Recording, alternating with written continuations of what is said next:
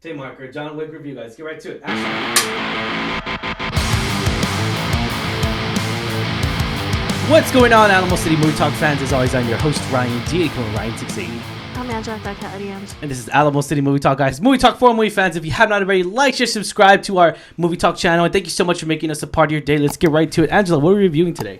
So we're a little late to this, but better late than never. So we're reviewing the first film in the series, the franchise, John Wick. John Wick, ladies and gentlemen. We're actually reviewing it before we actually have our press screener this week. And Angela's never seen him. So it's like, hey, it's a refresh I like course. Keanu Reeves, but I've never seen it. Sorry. Yeah, I mean, it's a refresher course here for me, and just I've seen the first one. I have not seen the third one, so the third one's gonna be a really good fresh take for both of us here. But knowing where this story has a very iconic story, very cult following, if you will. I feel like that everyone now that wears a black suit doesn't really call it just Johnny Cash suit or anything like that. I feel like it calls it more now this is the John Wick era of it all, right? And an ex hitman comes out of retirement to track down the gangsters that killed the dog and took his car. This story is very simple on paper. It really is. Yeah. It only takes one kind of actor to really carry this movie in its own self. Keanu Reeves in here, William Dafoe's in here. I thought, I love William Dafoe. There's nothing I've never seen that's really terrible. There's this one scene where he does very well in the Florida Project. He's a supporting role in it. He's a hotel manager, and I thought that was really good. It really shed light into it. And then you like you didn't like The Lighthouse, but The Lighthouse is a very awakening film for William Dafoe as far as artistic feel and everything. So I really did like that a lot.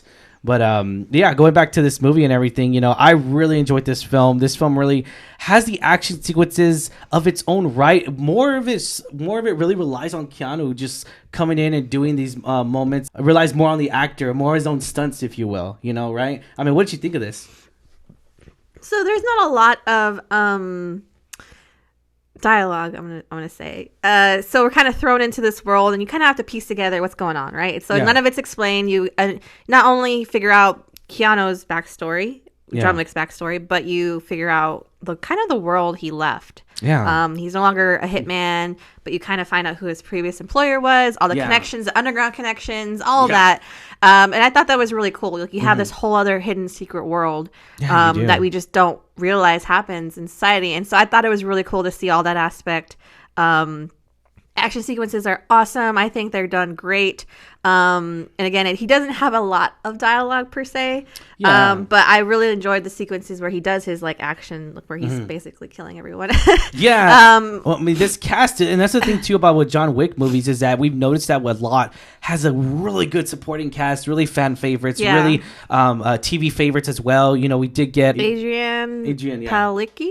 Excuse me if it's wrong. And I know her from Friday Night Lights, which is a show that I love iconically. And so coming into this, I was just like, oh, snap. She's. I remember when I first saw her on screen, she's in here. She played a very, very different kind of role that we've seen her really done. She played a female assassin, which I thought was pretty cool. Yeah, we saw a little bit in G.I. Joe, but it was a little bit cheesy. This one's more realistic, more realistic feel. And then, of course, we got Toby Moore in here as well, which we known him from the Daredevil as James Weasley. We've seen him in a lot of different takes here when it comes to more serious tone. So I love that. They really get these supporting people, and they rely a lot on them to chemistrise with John Wick. So I love that a lot. I really do love how they're it feels so casual on camera. It really does. Every single character that he encounters, it feels so well done, so well on camera. It almost feels like there's not a script in its own right, because the way I don't know if it's the way Keanu just makes it on his own, or if he just casually is a huge talent on camera. He really is. I'll say that. But yeah, this cast was really good in here. And of course, you mentioned Dean Winters in here. You recognized him. Where's he from again?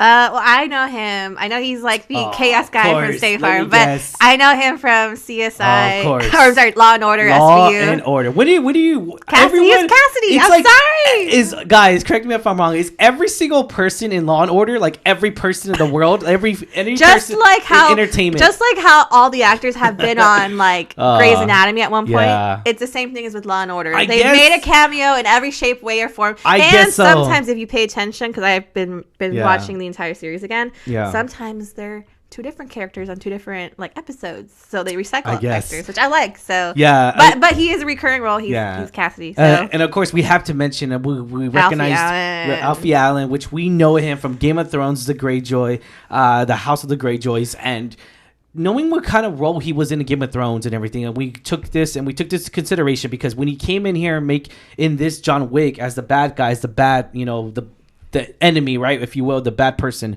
One of his people, it's not a spoiler, guys, but if it is, but one of his people killed the dog, and that dog scene though, that dog was just. I didn't believe it at first, but everyone was talking about it when it first came out. I've never watched any of them, but I knew the story. Like he had a dog and someone killed it, and he's like taking revenge. But now that we have the backstory, it makes more sense. But also, when you see the dog, you're like. Yeah. How could you do this to this poor creature, Exactly. So I totally would sympathize with John Wick. It's funny because like hurtful. You realize like that he comes basically out of retirement to avenge the dog that his, wife was his like last gift from his wife. And you kind of root for him in that aspect. He's a killer. He's a stone cold killer. Yeah. He had a reputation in the past life. Yeah. But you kind of root for him because you want that dog to be avenged, and I think that's really good story writing. And it really is. I mean, again, I go back to where saying this is an actual a black and white story, but they really they really bring more grounded depth into John Wick, which I did love. He goes back to in his past. They touch up a little bit on it, but they don't give us too much where the story because. It's not necessary. So I kind of feel like this movie has a beginning, middle, and end. It tells us a point of story here. The runtime for this movie was actually about an hour and 41 minutes.